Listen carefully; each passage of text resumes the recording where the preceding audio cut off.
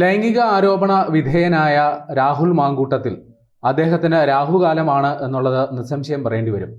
ഗുരുതര ആരോപണം അദ്ദേഹത്തിനെതിരെ ഉണ്ട്. ഗർഭചിത്രം നടത്തുന്നതിന് വേണ്ടി നിർബന്ധിച്ചു എന്ന തരത്തിൽ ഓഡിയോ, അദ്ദേഹത്തിൻ്റെ ശബ്ദ സന്ദേശം പുറത്തു വന്നു. ഇതിനോടൊപ്പം തന്നെ യുവനടി റിനി ആൻ ജോർജ് അദ്ദേഹത്തിൻ്റെ പേര് സൂചിപ്പിക്കാതെ തന്നെ എന്നാൽ കൃത്യമായ ലക്ഷണങ്ങളോടുകൂടി അദ്ദേഹത്തിനെതിരെ ആരോപണം ഉന്നയിച്ചു. പ്രവാസിയായ എഴുത്തുകാരി ഹണി ഭാസ്കർ സമാനമായ പരാതി, ചില സന്ദേശങ്ങൾ രാഹുൽ മാങ്കൂട്ടത്തിൽ തനിക്ക് അയച്ചു എന്നുള്ള വെളിപ്പെടുത്തൽ നടത്തി. ഏറ്റവും ഒടുവിൽ വന്നത് ഒരു ട്രാൻസ് വുമൺ അവന്തിക തന്നെ റേപ്പ് ചെയ്യണമെന്നുള്ള ആവശ്യവുമായി രാഹുൽ മാങ്കൂട്ടത്തിൽ തനിക്ക് സന്ദേശം അയച്ചു എന്നാണ് അവന്തികയും അവകാശപ്പെടുന്നത്. അവന്തികയുടെ ആക്ഷേപത്തിൽ ചില സംശയങ്ങൾ പല കോണുകളിൽ നിന്ന് ഉന്നയിക്കുന്നു. ഇത്രയും വലിയ ആരോപണം വന്നപ്പോൾ ഒന്നിനപ്പോൾ ഒരു തള്ള് എന്ന നിലയിലാണോ ഈ ആരോപണം എന്ന രീതിയിൽ ചില സംശയങ്ങളൊക്കെ ഉണ്ട്. എന്നിരുന്നാലും ആരോപണം ഉന്നയിച്ച സ്ഥിതിക്ക് ആ ആരോപണവും പ്രസക്തമാണ്. ഇനി ഈ ആരോപണം രാഹുലിനെതിരെയുള്ള ശബ്ദ സന്ദേശം അടക്കം പുറത്തുവിട്ട റിപ്പോർട്ടർ TV അവരുടെ MD അവകാശപ്പെടുന്നത് അനുസരിച്ചാണെങ്കിൽ ഇനിയും രാഹുൽ മാങ്കൂട്ടത്തിനെതിരെയുള്ള പല ബോംബുകളും അവരുടെ കയ്യിൽ ഇരിപ്പുണ്ട്. ഒന്നിനു പുറകെ ഒന്നായി അത് പൊട്ടിക്കും എന്നുള്ള നിലയിലാണ് വരുന്നത്. പ്രധാനമായും രാഹുൽ മാങ്കൂട്ടത്തിൽ ഒരു മാധ്യമ പ്രവർത്തകയുമായി ഉണ്ടായ പ്രണയബന്ധം അല്ലെങ്കിൽ സൗഹൃദം അത് പിന്നീട് ശാരീരിക ബന്ധത്തിൽ കലാശിക്കുകയും ആ ബന്ധത്തിൽ ഗർഭമുണ്ടാകുകയും ചെയ്തു എന്നുള്ളതാണ് വിവരം. ഈ ഗർഭം അലസിപ്പിക്കാൻ വേണ്ടി, ഗർഭചിത്രം നടത്താൻ വേണ്ടി ആ യുവതിയെ രാഹുൽ മാങ്കൂട്ടത്തിൽ നിർബന്ധിച്ചു. പിന്നീട് ആ യുവതിയെ കൈയൊഴിഞ്ഞു. പിന്നീട് ആ യുവതി ആത്മഹത്യാ ശ്രമം നടത്തിയെന്നൊക്കെയാണ് വിവരങ്ങൾ വരുന്നത്. എന്നാൽ ഇത് സംബന്ധിച്ച് വലിയ കോലാഹലങ്ങൾ നേരത്തെ ഉണ്ടായപ്പോൾ ഈ ആക്ഷേപ വിധേയമായ ആ മാധ്യമ സ്ഥാപനം തന്നെ അതിനെതിരെ രംഗത്ത് വരികയും ഈ ആരോപണം വാർത്തയാക്കി വിട്ട മാധ്യമ സ്ഥാപനങ്ങൾക്കെതിരെ പരാതിയും ആക്ഷേപവുമായി വരികയും ചെയ്തു. എന്നാൽ ഇപ്പോൾ തെളിവുകൾ അടക്കം പുറത്തു വന്നപ്പോൾ ഇനി ആ മാധ്യമ സ്ഥാപനത്തിൻ്റെ നിലപാട് എന്താണ് എന്നാണ് ഇനി അറിയേണ്ടത്. പക്ഷേ ഇപ്പോൾ ഇവിടെ പെട്ടു നിൽക്കുന്നത് KPCCയും പ്രത്യേകിച്ച് UDFുമാണ്. കാരണം അടുത്ത നിയമസഭാ തെരഞ്ഞെടുപ്പിൽ നിലവിൽ കേരളത്തിലുള്ള കടുത്ത ഭരണവിരുദ്ധ വികാരം മുതലാക്കി അധികാരത്തിലെത്താമെന്നുള്ള UDFിൻ്റെ പ്രതീക്ഷകൾക്കാണ് രാഹുൽ മാങ്കൂട്ടത്തിൽ കടക്കൽ കത്തിവെച്ചിരിക്കുന്നത്. ഈ സാഹചര്യത്തിൽ രാഹുലിനെ യൂത്ത് കോൺഗ്രസ് സംസ്ഥാന അധ്യക്ഷ പദവിയിൽ നിന്നും മാറ്റി നിർത്തി തൽക്കാലം തടിയൂരാനാണ് കോൺഗ്രസിന്റെ തീരുമാനം.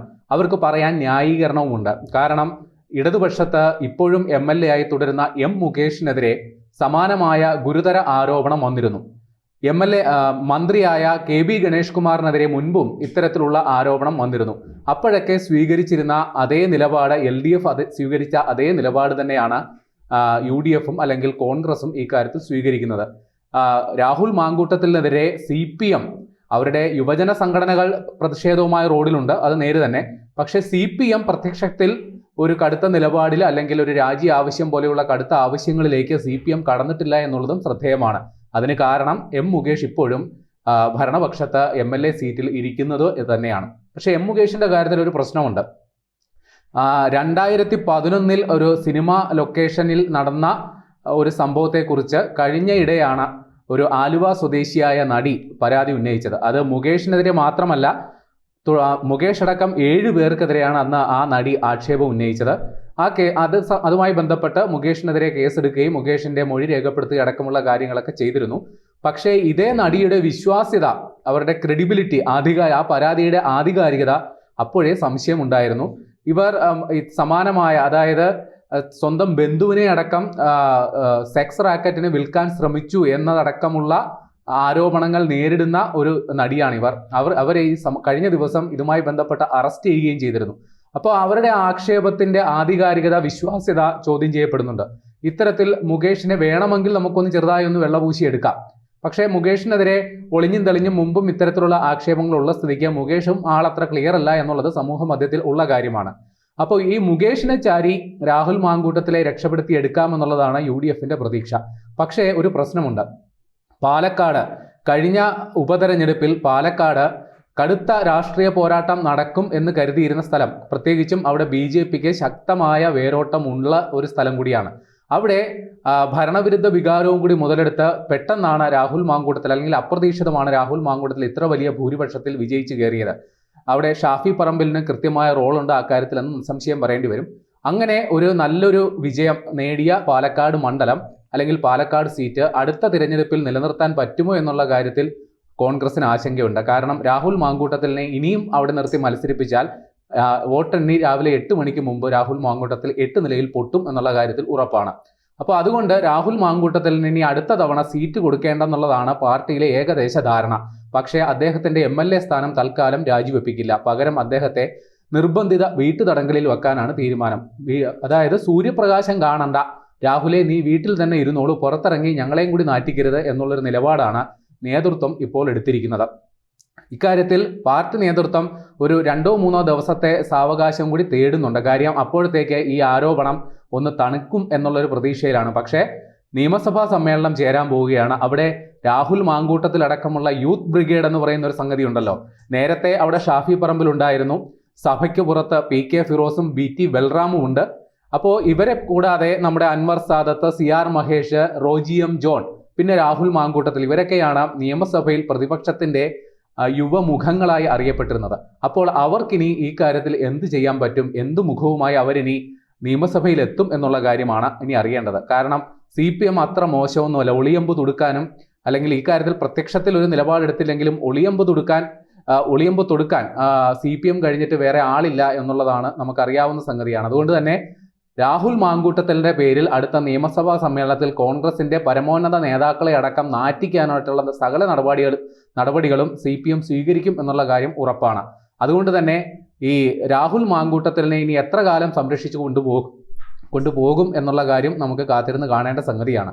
ഏതായാലും കൂടുതൽ വെളിപ്പെടുത്തലുകൾ ഇക്കാര്യത്തിൽ ഉണ്ടാകും എന്നുള്ള കാര്യം ഉറപ്പാണ്. കാരണം ഈ രാഹുൽ മാങ്കൂട്ടത്തിൽ ഈ ഗർഭം അലസിപ്പിക്കാൻ വേണ്ടി സമ്മർദ്ദം ചെലുത്തി അതുമായി ബന്ധപ്പെട്ടുള്ള ഓഡിയോ സന്ദേശം ഏതാനും ചില സ്ക്രീൻഷോട്ട്, അതായത് വാട്സപ്പ് ചാറ്റുകൾ, ടെലഗ്രാം ചാറ്റുകൾ, അങ്ങനെ പല പല ആപ്പുകൾ ഉപയോഗിച്ചാണ് അത്ര രാഹുൽ മാങ്കൂട്ടത്തിൽ ചാറ്റുകൾ നടത്താറ്.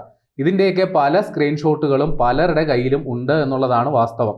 ഇപ്പോൾ പരാതി ഉന്നയിച്ച ആൾക്കാർ മാത്രമല്ല, ഈ രാഹുൽ മാങ്കൂട്ടത്തിൻ്റെ ഒരു ട്രാക്ക് റെക്കോർഡ് നമുക്കറിയാമല്ലോ. 2007 KSU അടൂറിലെ ഒരു പ്രസിഡന്റ്, അടൂർ യൂണിറ്റിന്റെ പ്രസിഡന്റ് ആയിട്ട് രാഷ്ട്രീയ സജീവ ഒരു മുഖ്യധാര രാഷ്ട്രീയ പ്രവർത്തനം തുടങ്ങിയ ആളാണ് രാഹുൽ മാങ്കൂട്ടത്തിൽ. അവിടെ നിന്ന് ഈ അദ്ദേഹത്തിന്റെ ഈ വാക്ചാതുര്യം, ഏത് വിഷയത്തെക്കുറിച്ചും സമർത്ഥമായി സംസാരിച്ച് എതിരാളികളെ തറപറ്റിക്കാനുള്ള കഴിവ്, അങ്ങനെ ചാനൽ ചർച്ചകളിൽ സജീവമായി യൂത്ത് കോൺഗ്രസിന്റെ സംസ്ഥാന സെക്രട്ടറിമാരിൽ ഒരാളായി, അതിനുശേഷം സംസ്ഥാന പ്രസിഡന്റ് പദവിയിലേക്ക് മത്സരിക്കുക. അതായത് അത് നേരത്തെ ഉണ്ടായിരുന്ന പ്രസിഡന്റ് ഷാഫി പറമ്പിലിന്റെ നോമിനി എന്ന രീതിയിൽ, അല്ലെങ്കിൽ A ഗ്രൂപ്പിന്റെ നോമിനി എന്ന രീതിയിൽ മറ്റു പലരുടെയും പേരുകൾ വെട്ടിനിരത്തിയാണ് രാഹുൽ മാങ്കൂട്ടത്തിൽ മത്സരത്തിനെത്തിയത്. അവിടെ നിന്ന് ഈ വ്യാജ തിരിച്ചറിയൽ കാർഡ് സംബന്ധമായ വിവാദങ്ങൾ ഇപ്പോഴും കെട്ടടങ്ങിയിട്ടില്ല. ഏതായാലും യൂത്ത് കോൺഗ്രസ് സംസ്ഥാന പദവിയിലേക്ക് എത്തുന്നു. പെട്ടെന്ന് തന്നെ അദ്ദേഹം പാലക്കാട്, അവിടെയും ഷാഫി പറമ്പിലാണ് രാഹുൽ മാങ്കൂട്ടത്തിലെ തുണയായി എത്തുന്നത്. അദ്ദേഹത്തിന്റെ നോമിനിയായി പാലക്കാട് ഉപതെരഞ്ഞെടുപ്പിൽ മത്സരിക്കുന്നു. അങ്ങനെ 2007 മുതൽ 2025 വരെ വരുന്ന ഒരു ഹ്രസ്വ കാലയളവിൽ അദ്ദേഹം എത്താവുന്നതിന്റെ പരമാവധി, ഈ ചുരുങ്ങിയ കാലയളവിൽ ഒരു യുവ നേതാവിന് എത്താവുന്നതിന്റെ പരമാവധി വേഗതയിൽ അദ്ദേഹം കടന്നു കയറി അല്ലെങ്കിൽ എത്തിപ്പെട്ടു. അപ്പൊ ഇത്രയും കിട്ടിയ ഒരു സുവർണ അവസരം, അതായത് ഈ മൂക്കും മുമ്പേ പഴുത്ത ആ ഒരു അവസരം അദ്ദേഹത്തിന്റെ അഹങ്കാരമായി മാറി. തൻ്റെ അതായത് ഒരു ചാനൽ ചർച്ചകളിൽ നല്ല സമർത്ഥമായി സംസാരിക്കുന്നയാളെന്ന നിലയിൽ ഈ ചാനൽ അവതാരകരോട് സ്വകാര്യമായ ഒരു സന്ദേശം അയച്ചാൽ, താൻ ഒരു വലിയ താരമാണല്ലോ, താൻ ഒരു സന്ദേശം അയച്ചാൽ അവരൊക്കെ കറങ്ങി വീഴും, തന്നോട് ആരാധന മൂത്ത് തന്നോട് സംസാരിക്കും, താനുമായി സ്വകാര്യ സംഭാഷണത്തിൽ ഏർപ്പെടും എന്നുള്ള ഒരു വ്യഥാധാരണയിലാണ് രാഹുൽ മാങ്കൂട്ടത്തിൽ ഈ കാട്ടിക്കൂട്ടിയതല്ല. അപ്പോൾ ഇത് ഏതാനും ചില മാധ്യമപ്രവർത്തകർ, വനിതാ മാധ്യമപ്രവർത്തകർക്ക് മാത്രമല്ല, രാഹുൽ മാങ്കൂട്ടത്തിൽ ഇത് തൻ്റെ ഒരു ഏരിയയാക്കി വെച്ചിരുന്നു എന്നുള്ളതാണ് വരുന്ന വിവരം. പലരും ഇക്കാര്യത്തിൽ ഇതുവരെ പരാതിപ്പെട്ടിട്ടില്ല എന്നുള്ളതേ ഉള്ളൂ. റിനി ആൻ ജോർജ് അത് ഒരു ട്രിഗറിംഗ് പോയിന്റ് ആയിരുന്നു. അവർ ആ ഒരു ആക്ഷേപം ഉന്നയിച്ചു. അതുമാത്രമല്ല, നേരത്തെ രാഹുൽ മാങ്കൂട്ടത്തിനെതിരെ ഒരു ആരോപണത്തിൽ അദ്ദേഹം കടുത്ത ഭാഷയിൽ നിഷേധിക്കുകയും ഹൂ കെയേഴ്സ് എന്ന രീതിയിൽ അതിനെ നിസ്സാരമായി തള്ളിക്കളയുകയും ചെയ്തിരുന്നു. അപ്പോൾ റിനി ആൻ ജോർജ് ഒരു ട്രിഗറിംഗ് പോയിന്റായി. അതിന് തൊട്ടു പിന്നാലെ മുൻ ആക്ഷേപത്തിന്റെ തെളിവുകൾ സഹിതം മലവെള്ള പാച്ചിൽ പോലെ പുറത്തു വന്നു.